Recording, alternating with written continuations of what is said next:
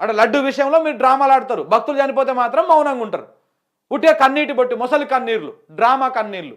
చంద్రబాబు నాయుడు ఆగ్రహం అంట, ఈయన కూడా ప్రగాఢ సానుభూతి అంట ట్విట్టర్లల్లా. దేనికి సానుభూతి? దేనికోసం సానుభూతి? మీ చేతగాంతనానికి సానుభూతి, మీ వైఫల్యానికి సానుభూతి. అరెస్ట్ చేయాలి చంద్రబాబు. నిజంగా కనుక మా ముఖ్యమంత్రి ఎవరా మన పేరు, మన ముఖ్యమంత్రి రేవంత్ రెడ్డి ఉంటే అక్కడ ఇప్పటివరకల్లా పవన్ కళ్యాణ్ చంద్రబాబును అరెస్ట్ చేసి బొక్కలు వేస్తుండే.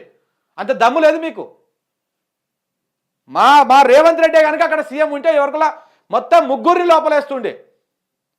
A1 A2 A11 దాకా A12 దాకా అందరిని లోపలేసి ఒకరోజు బెయిల్ వచ్చినా సరే మిమ్మల్ని జైల్లో పెట్టి లోపల చిప్పకూడు తినిపిస్తుండే. మీకు దమ్ము లేదు అక్కడ, మీ ప్రభుత్వానికి దమ్ము లేదు. మా తెలంగాణ ముఖ్యమంత్రి రేవంత్ రెడ్డి గారి లెక్క మీకు అక్కడ దమ్ము లేదు. దమ్ము ఉంటే బాగుంటుండే. అరెస్ట్ చేసి లోపలేసి వరకు ఎప్పుడో ఒక్కనొక్కని కూడా తొక్కి ఒక్కనొక్కటి పండ పెట్టి తొక్కుతుండే. అంత అద్భుతంగా ఉంటుండే మా రేవంత్ రెడ్డి లెక్క. మీరు వేస్ట్, మీకు క్షేత్రం అయితే లేదు.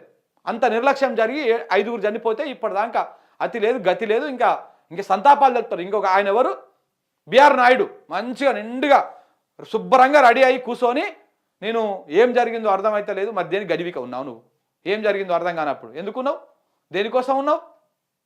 ఇది 100% ఈ తిరుమల ఘటన 100% టీటీడీ నిర్లక్ష్యం, ప్రభుత్వ నిర్లక్ష్యం. జనం ఏమన్నా కానీ ఓట్లు వేసిరు కదా, గెలిపించిరా, అయిపోయింది. కూటమి ప్రభుత్వానికి వేసిర్రా, లేకపోతే వీళ్ళే వేయించుకుర్రా, వీళ్ళే మొత్తము ఓట్లన్నీ ఒకసారి గుద్దుకున్నారా, ఏమైనా తెలియదు. అధికారంలోకి వచ్చి కూర్చున్నారు, చేసినన్ని రోజులు డ్రామాలు చేసిరు, లడ్డు మీద దాని మీద దీని మీద. ఇప్పుడు పోయి ఇలాంటి జరుగుతూ ఉంటే ముసలి కన్నీరు అరుస్తూ ఉన్నారు. ఈ ముసలి కన్నీళ్ళు ఆపేయాలి ఇప్పటికైనా.